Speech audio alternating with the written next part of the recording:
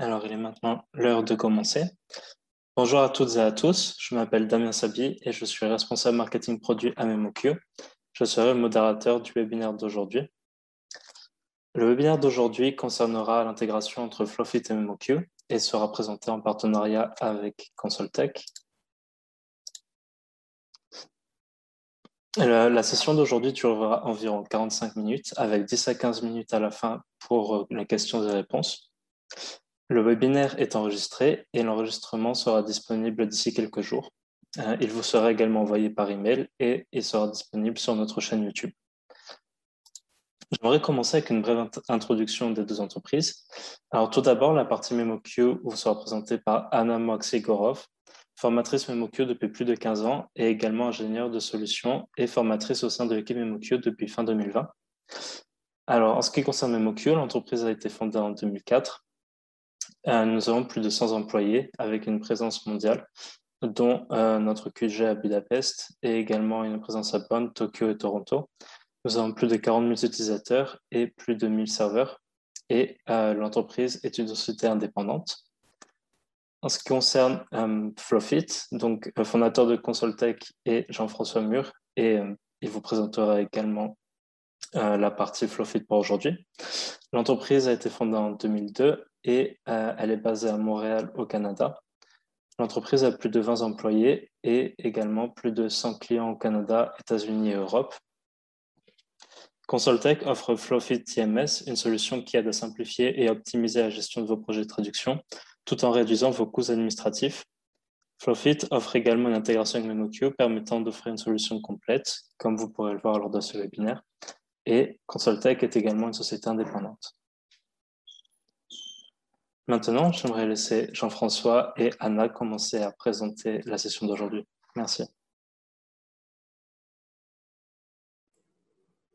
Merci Damien. Donc, mon nom est Jean-François Mur, donc je suis le président de Consoltech.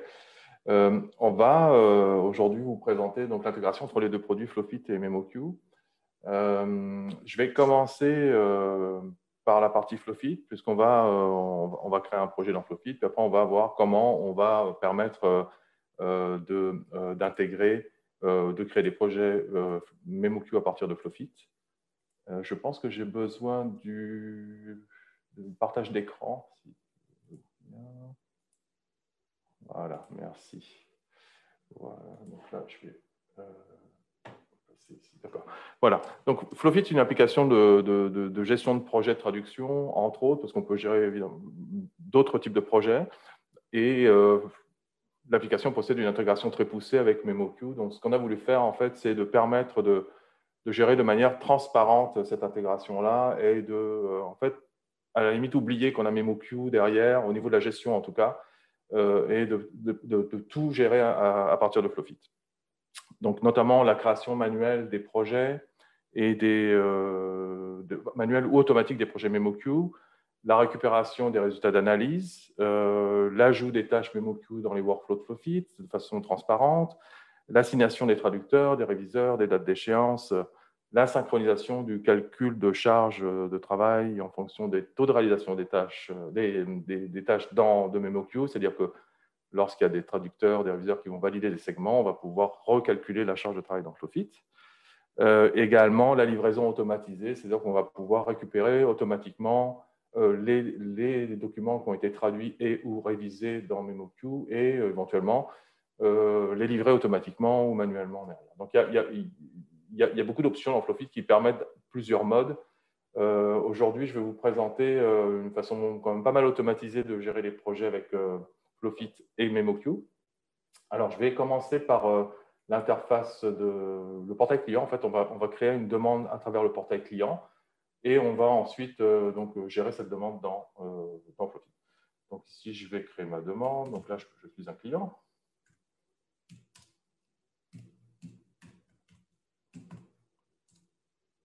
Voilà, j'ai une demande de traduction de l'ordre français. Donc là, il y a des paramètres par défaut qui sont ajoutés. Je vais demander une date d'échéance.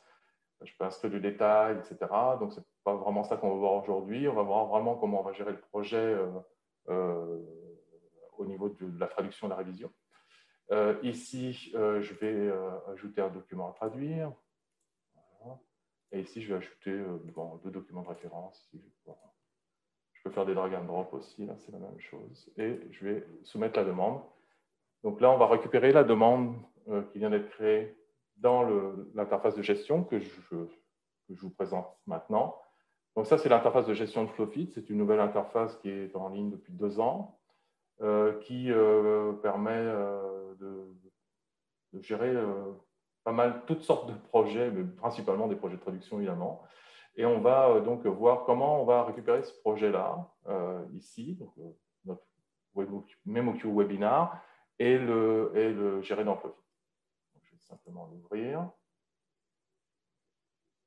Alors, ici, il y a un projet MemoQ qui s'est créé automatiquement. On n'a pas eu besoin de le faire manuellement.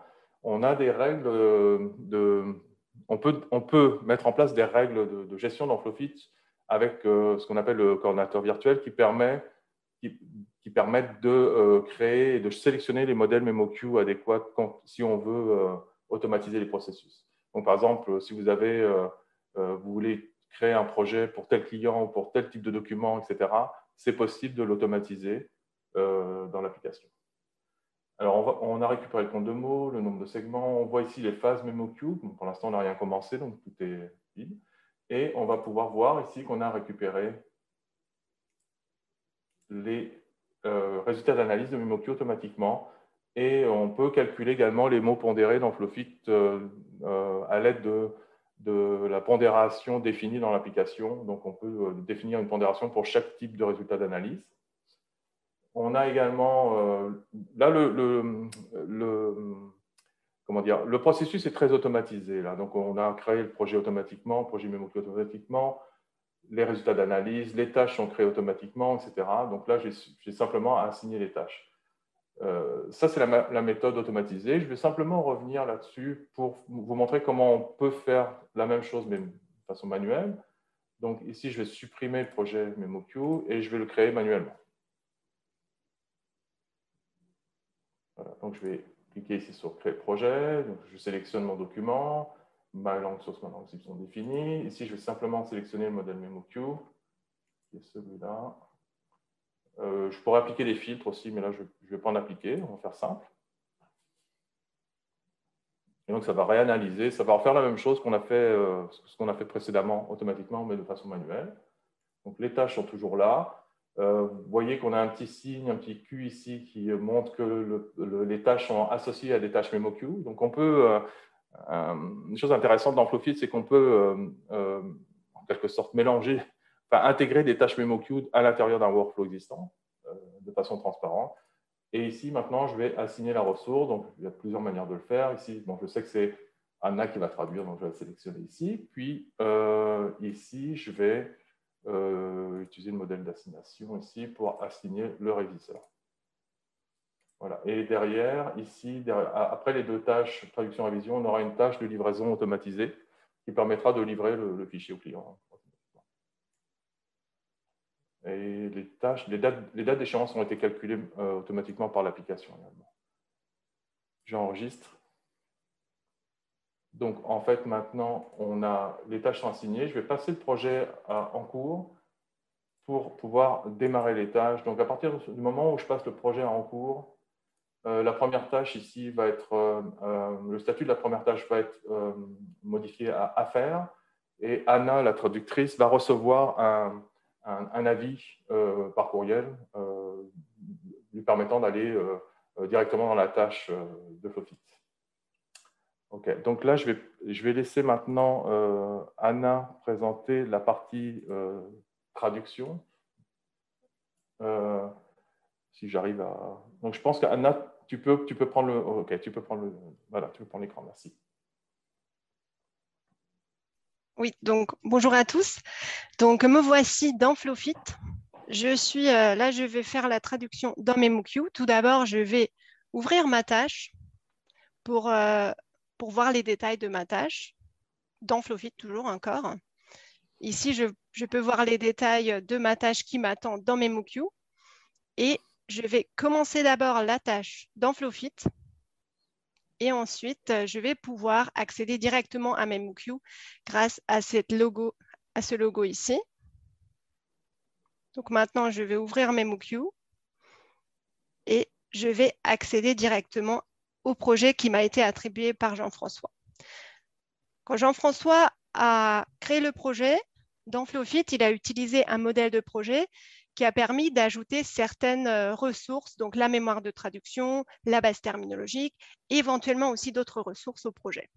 Donc, moi, en tant que traductrice, je n'ai pas à gérer le projet du tout. Tout ça a été déjà fait par Jean-François dans Flowfit et grâce au modèle de projet de MemoQ. Et maintenant, il me suffira de m'occuper de la traduction. Quelques mots quand même concernant l'interface de MemoQ. Ici à gauche, vous voyez les éléments, les différents éléments du projet. Par exemple, la mémoire de traduction, les bases terminologiques, etc. Et donc, comme dit, tout ça a été déjà défini par les modèles de projet à travers de Flowfit. Donc, pour commencer mon travail de traductrice dans MemoQ, je vais simplement me rendre à la page traduction et je vais simplement double-cliquer sur le document qui m'a été attribué pour commencer la traduction. Dans l'interface de traduction de MemoQ, on va trouver le texte source à gauche. Le texte cible, donc ma traduction, sera inséré à droite. Et ici, tout à droite, je vais voir les résultats des différentes ressources. Tout en bas, on a un aperçu en temps réel de notre document. Ça peut être très utile. Ainsi, je peux voir, par exemple, qu'il y a le mot « dark » qui a été mis en forme d'une façon spéciale avec une couleur différente et une police différente également. Ensuite, je vois aussi des images s'il y en a. Ça me donne vraiment un aperçu en temps réel du document que je suis en train de traduire. Donc, voici le premier segment. J'ai déjà une suggestion de la mémoire. La couleur rouge correspond à la mémoire. Et MemoQ me donne même une comparaison ici dans cette zone entre le texte actuel que je suis en train de traduire et le texte qui se trouve dans la mémoire. Donc, je vois tout de suite que le mot « new » est à supprimer. Donc, je vais insérer simplement le résultat en double-cliquant dessus et je vais simplement supprimer le mot « nouvelle ». Donc, ma traduction, c'est simplement « c'est une nouvelle photo ». Je vais la valider en utilisant le raccourci clavier CTRL Entrée ou bien l'icône avec la coche et le document ici. Arrivé au deuxième segment, de nouveau, j'ai un résultat de la mémoire, mais j'ai aussi un résultat de la base terminologique. Les termes seront surlignés en bleu par défaut. Donc, ça me permet de voir tout de suite ce que je peux récupérer déjà à partir de mes ressources.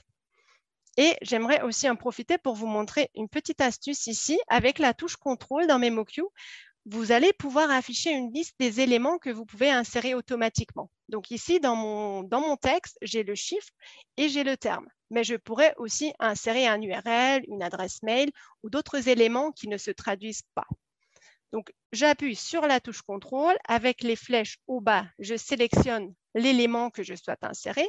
Et ensuite, avec tabulation ou entrée, je valide ma sélection et j'insère le chiffre ou le terme dans ma traduction. Maintenant, j'ai la chance d'avoir une proposition de la mémoire, donc je vais l'insérer directement. Et une petite différence, il y a quand même une petite différence entre le texte source et le texte dans la mémoire, mais la différence est uniquement une différence de chiffres. Et ces différences sont tout de suite réglées par MemoQ. Donc, MemoQ m'a directement remplacé 2 par 12 dans ma traduction. Je valide de nouveau avec CTRL Entrée. Dans le segment 3, on voit plein de choses intéressantes. Premièrement, comme d'habitude, on voit la comparaison du texte actuel avec le texte dans la mémoire ici. Et ici, en bas, dans la zone, tout en bas de l'écran, on voit des lumières qui s'allument. Ces petites lumières nous informent également des différences parce que parfois, il y a des différences qui ne sont pas suffisamment visibles ici. Par exemple, des différences de ponctuation, de casse, de mise en forme, etc. Donc, on a aussi des petites lumières qui nous viennent en aide à ce moment-là. Donc, voici le segment que j'ai à traduire. Premièrement, j'ai le mot sombre qui est tout en majuscule et en gras. Le gras, l'italique et le souligné sont des mises en forme qui doivent être appliquées manuellement par les traducteurs grâce à ces icônes ici. Donc, je vais mettre sombre en gras. Et pour changer la casse, j'ai une autre icône ici avec 2 A. Et à ce moment-là, j'ai encore la liste des solutions possibles et je vais sélectionner la forme tout en majuscule. Je vais l'insérer dans ma traduction. Ensuite, toujours dans le segment numéro 3, je vois des balises. Les balises contiennent des informations de mise en forme. Vous vous souvenez peut-être que tout à l'heure, le mot dark était en orange et avec une police différente. Pour appliquer cela dans la grille de traduction, MemoQ n'a pas de couleur qui s'affiche ici, mais MemoQ va convertir cette information-là en balise. Et ma tâche en tant que traductrice, c'est de mettre la balise au même endroit dans ma traduction qu'elles étaient dans mon texte source. Pour placer une balise, je me place à l'endroit où je souhaite insérer la balise et j'utilise soit la touche F9, soit une icône. Si vous êtes plutôt icône, c'est celle-ci ici. Maintenant, j'ai inséré mes balises, donc j'ai assuré que le mot sombre soit en orange et avec cette police différente. Et je vais aussi insérer le point d'exclamation à la fin. Et vous avez vu, dès que j'ai validé mon segment, ici dans l'aperçu, sombre est devenu orange et a eu la police qu'on avait tout à l'heure pour dark. Ensuite, dans le segment numéro 4, j'ai juste nice à remplacer, à ajouter. C'est une belle photo et je valide avec CTRL-Entrée. Le segment 5 et 6 appartiennent ensemble. C'est une phrase qui a été coupée en deux. Pour fusionner les segments, je vais me positionner dans le premier segment, faire clic droit et j'ai l'option fusionner ici. Ou bien je peux aussi utiliser le raccourci clavier CTRL-J. À ce moment-là, j'ai ma phrase qui a été traduite. J'ai une petite modification à faire. C'est une toute nouvelle photo. Et on voit qu'il y a une balise qui vient de la source, donc je l'insère avec F9, mais il y a aussi une autre balise qui est apparue ici. Ici, il s'agit d'une balise non pas de mise en forme, mais d'une balise de structure. Les balises de structure sont super importantes pour l'exportation parce que c'est à ce moment-là qu'on va prendre la structure du document et le texte et on va les réunir pour obtenir un document cible, donc une traduction qui a la même mise en forme, la même mise en page que le document source. Donc, ces balises ici sont extrêmement importantes. On va devoir les insérer également dans notre traduction. Comme ici, je sais qu'il s'agit d'une entrée, donc la phrase a été coupée en deux parce que j'ai mis une entrée en milieu de phrase. J'aimerais éviter que ma phrase soit coupée dans la traduction. Donc, l'entrée, je vais l'insérer à la fin de mon segment. Je vais juste supprimer cette balise pour vous montrer quelque chose un peu plus tard. Ensuite, j'arrive au segment 6. J'ai le résultat qui s'est inséré. Il manque juste les balises. Donc, je vais simplement sélectionner l'URL, appuyer sur F9 ou utiliser l'icône ici pour entourer le texte sélectionné par des balises correspondantes. Et je valide de nouveau avec CTRL-Entrée. Les segments 7, 8 et 9 contiennent des informations qui ne sont pas à traduire. Je me permettrai donc de les copier directement dans ma traduction. En les sélectionnant, j'ai juste pris la souris et je les ai sélectionnés en survolant les chiffres, les identifiants du segment. Et ensuite, je vais utiliser cette icône ici et je vais copier le texte source dans le segment cible. Et pour aller encore plus vite, je vais valider ces segments en même temps. Donc là, j'ai traduit 3 segments en 2 clics. Ensuite, le segment 10 est entièrement nouveau, donc je dois le traduire. C'est une. Et là, quand je vais commencer à taper, c'est une mauvaise photo, j'ai tout de suite MemoQ qui me propose la traduction du terme bad et je peux l'insérer comme on avait vu tout à l'heure avec tabulation. C'est une mauvaise photo. Je vais la modifier. Ensuite, je valide avec CTRL-Entrée. Dans le segment 11, on a le cas contraire que tout à l'heure. Donc, on doit diviser le segment en deux parce qu'on a 2 phrases collées. Pour ce faire, je vais venir me positionner après le point et en faisant un clic droit, j'ai l'option division qui me permet de couper ce segment en 2 phrases différentes. Modifier cette photo, changer cette photo. Ensuite, j'arrive au dernier segment et ici, j'aimerais encore vous montrer un autre type de résultat qui s'offre à moi. c'est la concordance automatique. La concordance, c'est une recherche que je peux mener dans la mémoire pour retrouver des parties de texte plus courtes que les segments entiers. Donc, par exemple, ici, MemoQ a identifié l'expression, enfin la partie de la phrase « This is A » qui apparaît souvent dans mon texte, mais qui ne sera pas proposée comme un résultat de la mémoire parce que c'est une partie qui est trop courte par rapport au segment entier. Donc, pour faire une concordance, je peux sélectionner l'expression ou le mot qui m'intéresse et pour faire une recherche dans la mémoire, soit donc je sélectionne et je clique sur cette icône ou utilise le raccourci CTRL-K, ou bien parfois quand MemoQ me propose une concordance automatique, je peux simplement venir double-cliquer sur le résultat proposé par MemoQ. À ce moment-là, je vais voir tous les segments de ma mémoire qui contiennent cette expression ou ce mot que je suis en train de rechercher. Là, j'ai un résultat, enfin, j'ai plein de résultats pour cette expression et je souhaite juste insérer cette une. Je vais donc sélectionner l'expression qui m'intéresse et appuyer sur insérer la sélection. Si j'utilise le bouton insérer, je vais insérer le segment entier, donc c'est une belle photo dans mon exemple. Donc, merci de remplacer l'expression récurrente, c'est une. À ce moment-là, vous avez vu que dès que j'ai tapé des guillemets, MemoQ m'a mis des guillemets typographiques. C'est quelque chose qui peut être activé dans traduction, paramètres de traduction, correction automatique. Et il faut simplement cocher cette case. Et à ce moment-là, les guillemets droits et les apostrophes droits seront remplacés par des guillemets typographiques et les apostrophes par des apostrophes courbes. Donc, j'ai terminé ma traduction. Je vais valider le dernier segment avec CTRL-Entrée. Et avant de livrer ma traduction, je vais lancer Antidote, qui se trouve ici. Donc là, vous pouvez faire une vérification de votre orthographe à l'aide d'Antidote. Et la dernière étape avant la livraison, ça serait le contrôle qualité qui me permet de lancer un contrôle automatique fait par MemoQ qui va me comparer la terminologie, les balises, la mise en forme, la ponctuation, etc. Pour ce faire, je vais simplement cliquer sur contrôle qualité et MemoQ va m'afficher les segments erronés de mon document ou de mes documents. Je peux aussi lancer le contrôle qualité pour un projet entier. Je peux modifier les segments. Dans certains cas, MemoQ va me proposer une correction automatique. Par exemple, ici, je dois mettre un espace insécable avant le point d'exclamation. Donc, je peux simplement profiter de la correction automatique proposée par MemoQ.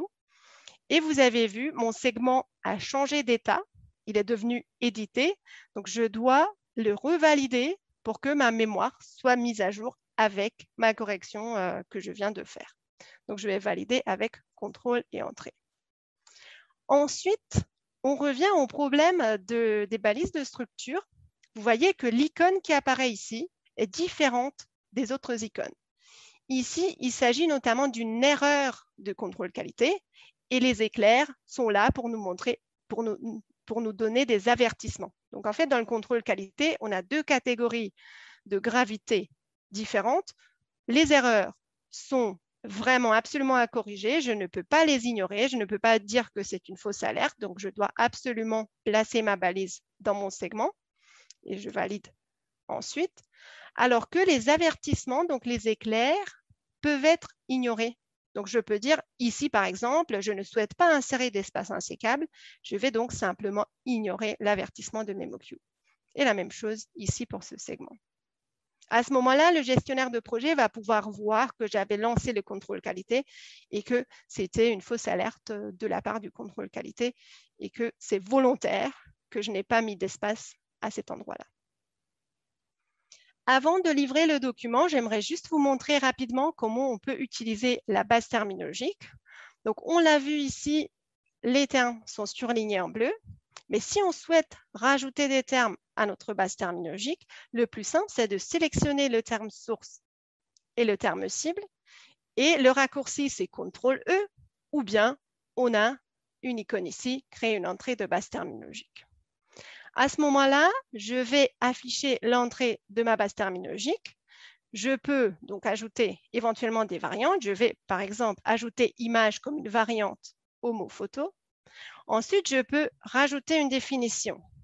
La définition va apparaître pour toutes les variantes, donc pour image et aussi pour photo. Ensuite, je peux rentrer des informations grammaticales et aussi, sous l'onglet Utilisation, je peux marquer certains termes comme termes interdits. Disons que dans ce document, je souhaite toujours traduire photo par photo et ne jamais utiliser la variante image. Je vais donc marquer le mot image en termes interdits. Attention de sélectionner le bon terme, parce que si j'interdis l'utilisation de photos, je vais avoir sans cesse des avertissements de contrôle qualité. Si je souhaite, je peux même importer une image et l'image va apparaître dans la liste des résultats avec le terme et sera visible pour toutes les langues de ma base terminologique. En cliquant sur OK, vous allez voir que je viens de rajouter mon terme à la base terminologique et le terme image apparaît en noir comme un terme interdit. Encore une petite astuce, on peut aussi ajouter des exemples d'utilisation à notre entrée de base terminologique. Pour ce faire, on peut même utiliser le segment actuel. En cliquant sur ce lien « Mettre à jour à partir du segment actif », je peux copier le segment source et aussi le segment cible dans mon entrée de base terminologique. Et à ce moment-là, ce segment va apparaître comme un exemple d'utilisation. Donc, voici comment on traduit dans MemoQ, dans la version bureau. Et maintenant, je vais procéder à la livraison de mon document. Je reviens à l'accueil, traduction, et soit en faisant clic droit, je clique sur livrer, renvoyer, mais je peux aussi utiliser cette icône enveloppe ici dans le ruban document. Une fois ma tâche livrée dans MemoQ, je reviens dans Flowfit et je termine la tâche. Et c'est à ce moment-là que Jean-François sera averti que j'ai livré ma traduction. Donc, je rentre mon temps. Je mets éventuellement un commentaire. Je peux éventuellement mettre une note à l'attention du chef de projet et je peux même joindre le fichier dans un format exporté si je le souhaite. Ensuite, j'enregistre et à ce moment-là, je vais laisser la place à Jean-François pour vous montrer ce qui s'est passé entre-temps dans Flowfit de son côté.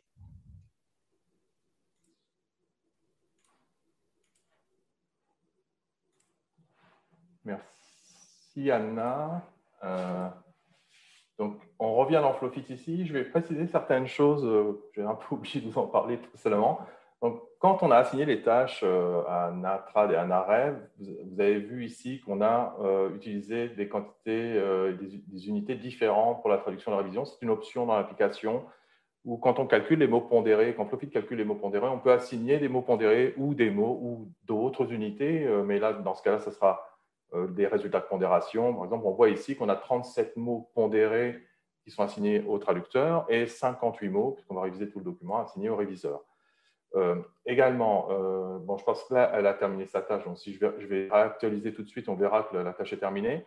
Flowfit calcule aussi le taux de réalisation de la tâche. On récupère en fait le taux de réalisation de la tâche de MemoQ et va recalculer la charge de travail, c'est-à-dire, par exemple, dans ce cas-là, le calcul est un peu compliqué, mais on avait 15 minutes estimées ici, qui étaient estimées en fonction du nombre de mots pondérés assignés, un taux de réalisation de 60%. Donc, en gros, ça fait à peu près, il va bien rester 6-7 minutes, là, je pense, si je ne suis pas trop mauvais au calcul mental, je ne suis pas trop bon. Donc, à peu près ça, il reste 6-7 minutes à cette tâche-là. Et donc, on va pouvoir voir ici, dans le calendrier d'attribution, sauf que là, elle a effectivement terminé, donc sa tâche a disparu, mais qu'en fonction du taux de réalisation, on va pouvoir voir que la charge de travail du traducteur ou du réviseur va être modifiée, donc va diminuer forcément dans ce cas-là, avec la synchronisation. Donc, je vais retourner dans mon projet. Voilà. Alors, ce qu'on voit maintenant, normalement, on a une synchronisation automatique. On va voir que la traduction est complètement terminée. Donc, le chargé de projet, le gestionnaire de projet peut voir directement dans Flowfit où on en est dans les différentes étapes MemoQ. Donc, ici, dans ce cas-là, on voit qu'on a terminé la traduction. On va aller dans les tâches ici. On voit que la traduction est terminée à 100% et la révision est à faire. La révision donc, a été assignée à Anna, réviseur, du coup. avec une date d'échéance, le compte de mots, le temps estimé, etc. Et le fichier est attaché là. Et on voit la note ici du traducteur qui va pouvoir être accessible par le réviseur également, au réviseur, pardon. Donc voilà, donc la tâche est assignée. Donc maintenant, je vais redonner le contrôle à Anna pour qu'elle puisse montrer la partie révision dans MemoQ. Donc voilà l'interface fournisseur de Flowfit. Donc là, j'utilise une autre interface. De nouveau, je peux ouvrir ma tâche pour voir les détails. Je peux commencer la tâche. Et si je souhaite, je peux accéder à MemoQ Web directement à partir de Flowfit en cliquant sur l'onglet Documents. Et ici, j'aurai l'icône MemoQ Web qui va me permettre d'ouvrir directement ma tâche, mon document dans MemoQ. Me voilà donc dans MemoQ. C'est l'interface web de MemoQ. C'est une interface plus légère que l'interface qu'on a vue tout à l'heure. Les rubans ont été, disons, convertis en boutons, mais on a toutes les options nécessaires à la traduction et à la révision.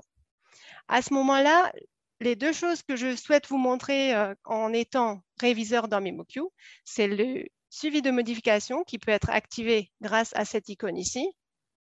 Petite parenthèse, le suivi de modification peut également être activé dans la version bureau.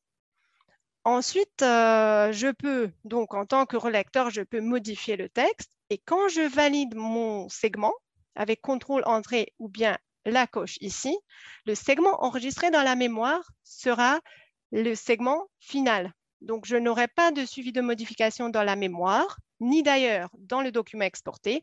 Le segment enregistré dans la mémoire sera le segment avec les points de suspension au lieu du simple point.